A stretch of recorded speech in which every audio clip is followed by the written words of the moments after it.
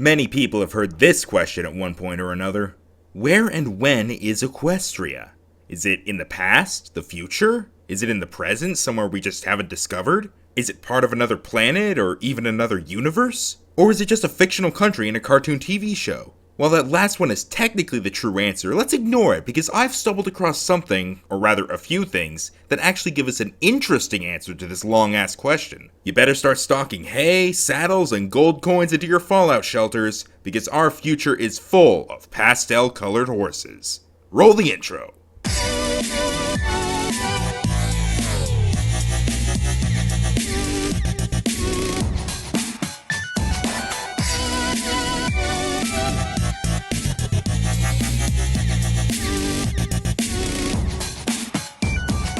So you may be asking, where does this all begin? Sure, the idea of Equestria just being Earth at some point in the future has been tossed around here and there, but usually the evidence in those cases just hinges on either Lyra's non-canon obsessive hobby, or the fact that the ponies can talk and therefore must have evolved from humans.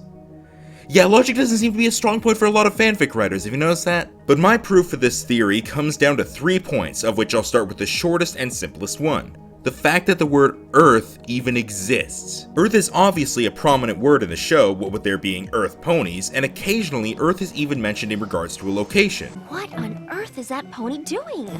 The word Earth comes from the Old English words, I hope I pronounce these right, Eorth and Eartha, which simply means the ground. While it's possible the ponies just somehow had the same sort of language development as us humans, it's rather unlikely, especially since they are at least somewhat aware of Earth being used as the name of a location instead of just a synonym for dirt. Somewhat flimsy evidence aside, let's move on to some more substantial facts. For example, take a look at the official show-approved map of Equestria. Let's get right to the point you guys likely know I'm leading up to. Granted, it doesn't look too similar to North America when you compare the two, but take a look at some of the location names. Baltimore is obviously a reference to Baltimore, Philadelphia is one for Philadelphia, Vancouver for Vancouver, that's a Canadian place for you Americans who only ever studied local geography, and they all match up with locations on the map of North America.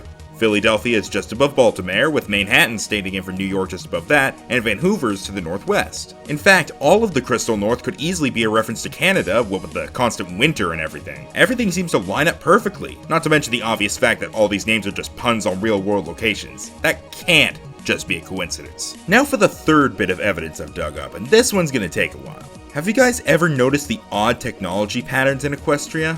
One day they're using candles to light a library, and the next they've got working headphones and arcade machines. And not even ones that have been remodeled to work with ponies either. Look at Vinyl's headphones here. They were obviously designed with a human head in mind. Ears on the side about halfway down, with both earpieces being connected by a single piece of plastic that goes over the top of the head. But pony ears stand straight up very close to the top of the head, so Vinyl's headphones stand up way more than they should, even taking your abnormally large mane into consideration. And going to a different type of phone, the telephones we occasionally see are the exact same as our human models, even though ponies should need longer phones due to the increased distance between their ears and mouths. Plus, some of their tools don't exactly make sense. The rakes and shovels are meant to be used with hands, yet they have to make do with mouths. Unicorns are lucky to have magic, and whether or not they could properly use hooves the way we use fingers is sort of up in the air, so why are they designed this way? Heck, even cutlery just shouldn't exist at all, since it'd be hard to hold the end of a spoon in your mouth and still be able to put the contents in.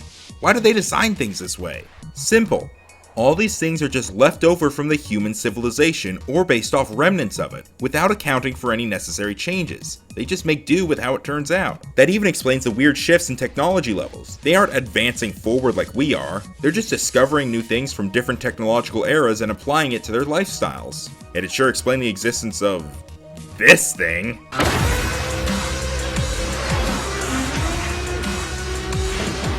But now that we have the theory, how did it come to be? How did Earth become run by horses with not a single human to be found? This, my friends, is where we really start random guessing.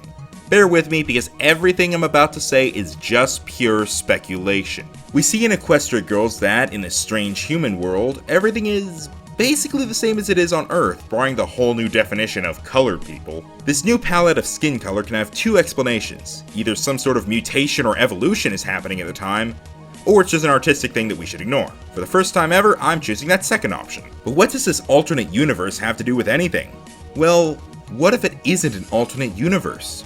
maybe it's the past. The mirror could be some sort of time travel mechanism. It's mentioned in the Journal of the Two Sisters that Star Swirl the Beard had developed a time travel spell, and in Rainbow Rocks, it was him who sent the sirens into the human world, so maybe he created the mirror in the first place. Twilight got sent to the past, back to when they were all humans, and accidentally brought back equestrian magic that, over time, caused the population to transform into ponies and adapt to this magic. And when more equestrian beasts came out from the cracks of the planet, such as Wendigos and Draconici, it undid all the human progress and achievements, causing them to start from scratch and kicking off history as they know it. And that, ladies and gentlemen, is truly how Equestria was made. But hey, that's just a theory. A pony theory. There, I said it, now shut up about it.